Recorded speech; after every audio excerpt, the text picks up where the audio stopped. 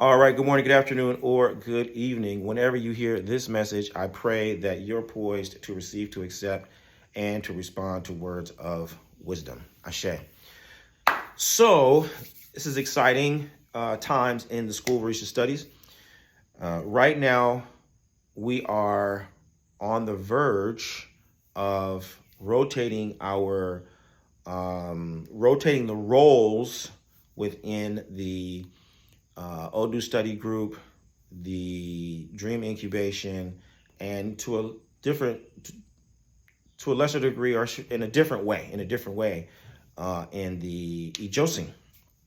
And I'm really thrilled about this because what it has enabled me to do and is requiring me to do is get more clear and focused and explicit about like what's behind each segment of our practice.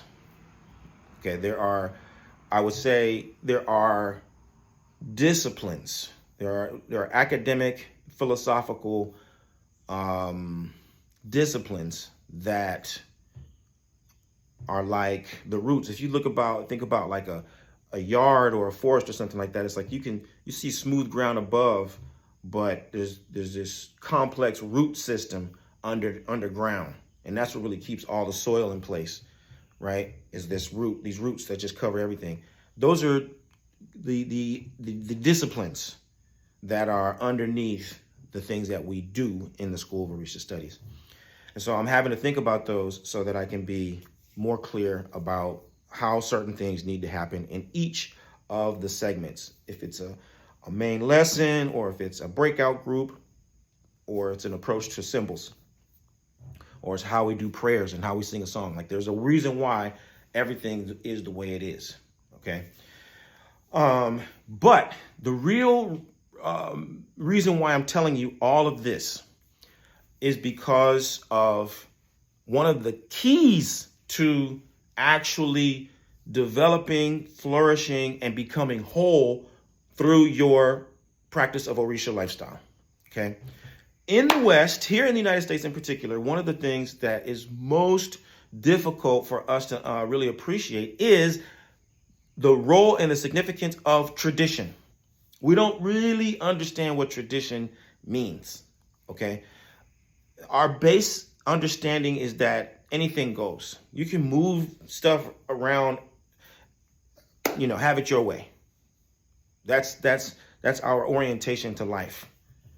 There really are no limitations. There's, you know what I mean? Like we can be okay with eating spaghetti and donuts in the same meal. Not even, one after the other. It's like somebody could bring you a plate, or you can imagine somebody's got a plate with spaghetti and a donut on it, right?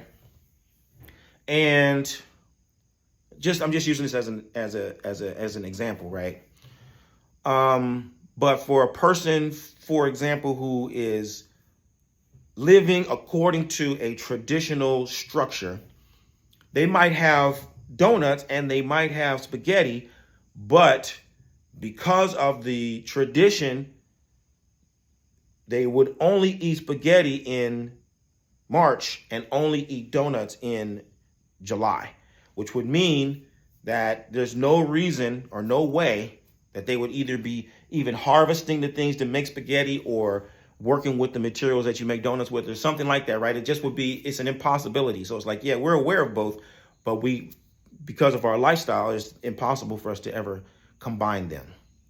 So for both parties, right, it's difficult to understand, like, why are you doing things the way you're doing things? How are you making sense of things given the way you're making your decisions, right? So that's a barrier. That's a mental barrier for us as Americans. And one of the ways that it shows up is that, we will mix and match, right? We mix and match anything when it comes to our spiritual tradition. Yeah, I can have a little bit of Christianity and a dash of Buddhism and a sprinkle of Sufism and a little shamanism over here, and I could take a name from here and a name from there, and I can put them together in this sequence because I feel like it, on this day, right? And that just makes sense to us. And the problem that arises with something like that, though, is congruency. Congruency or congruence? I think it's congruency. We don't know if all the things that we're combining are congruent with one another. Okay, so let me back up a little bit and give you some of my perspective on this. I started as a Black Gnostic, right? And as a Black Gnostic, we're talking about in the early 90s, okay? The Black Gnostics, I was at the Aquarian Spiritual Center, right? With Dr. Lagan and Dadisi and all the other brothers there. The objective of Black Gnosticism was to amass I can only call it like a database of philosophical knowledge.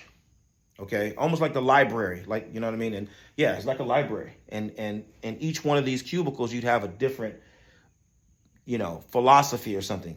These are the Western mysteries, right? And then these are the Eastern, and then these are those and those. And you'd have like these chambers of knowledge, right? Throughout all of it, though, you're looking for what they call the golden thread. The golden thread is the through line. It's this line of continuity that flows through all of these different philosophies. And so it's a training, a way of thinking that is seeking certain kinds of principles of unity, right? The problem, however, I discovered or was attuned to was because at the same time that I was beginning Gnosticism, I was also beginning my practice of Ifa. I had been reading about Ifa and in Cuba and Brazil and a little bit in Nigeria, and I had been reading about it, but around the same time that I came into contact with Gnosticism, I also came in actual contact with Orisha. Okay, so I started practicing. And at the time that I started practicing, I had already studied some of Yoruba civilization, Yoruba sociology, family structure, social structure, economic structure, political structure, etc. And so by the time I came into my practice, I was looking at it within the context of Yoruba culture as a whole, Yoruba civilization as a whole. So where does Ifa fit into, right? Where's the golden thread of Ifa and Yoruba civilization, right? Is what I had already started to do by the time I got to Gnosticism, you know what I mean? So I was a Gnostic in my thinking before I got introduced to Gnosticism, but they reinforced one another.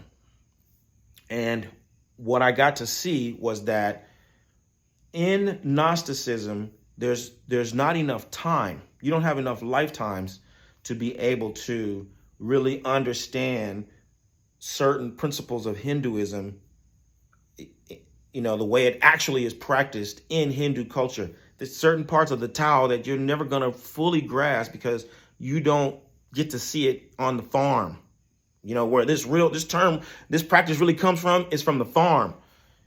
And when they harvest this and this, that's when, you know what I mean? You got to do certain things with the yoke. Like, you're never going to see that. So because of that, you don't really know if the principles are congruent with one another. It's just conceptual that this represents this and this represents that. And then you piece it together in your mind. Okay. But if you understand that this is all a flow of energy, and you might be trying to cobble things together based on your own limited understanding, right? You're 28, you're 30, you're 40 years old. And so now you're trying to cobble together these ancient principles to make sense according to what you've experienced. You know what I mean? You're at a very extreme disadvantage.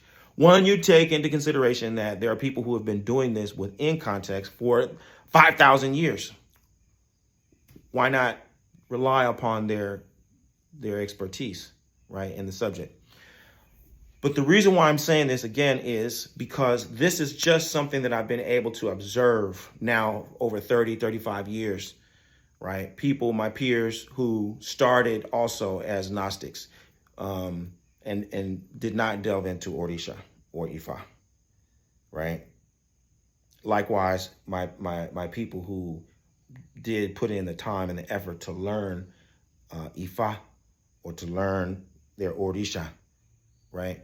But have no capacity to see the big picture. You know, they go together and they complement one another really well. But for you who is practicing here in the School of Orisha Studies, what I want you to really appreciate is we are bringing many disciplines, many ideas together to support, to refine, to clarify, to reinforce a single practice. And everything in the practice is congruent. Everything in the practice is congruent. The verses that we share in the Itadogun and the songs that we sing to worship this Orisha, the way we analyze our dreams, as well as how we explore the sacred text through Odu Study Group. All these things are congruent, right? And they're congruent because they all converge upon a single practice. And that practice is congruent with the culture and the tradition, right? So I want to urge you to join all of us. Let's all put our, a sigh of relief and really relax into what we're doing here in the School of Orisha Studies. Really relax into every dimension of the practice and let your mind be free. Let your imagination be at ease and let it, roam and seek. And where you find a place to explore and to understand more deeply and to experience more completely some aspect of what we're doing, relax and allow yourself to be filled. Relax into what is being said and how it's being said, right? Really become one with everything that we're doing right here, right now. And beyond that, we're going to, all things being equal, this rotation should last at least 4 months. So pace yourself and think about what kinds of experiences are available to you over the next 4 months. And that's a wonderful way to begin the next Itadogun session or Itadogun cycle, which is upon us right now. And I really look forward to seeing and experiencing how this opportunity manifests and reveals great blessings in all of our lives. I look forward to growing with you all in this season. Bye for now. Orebo.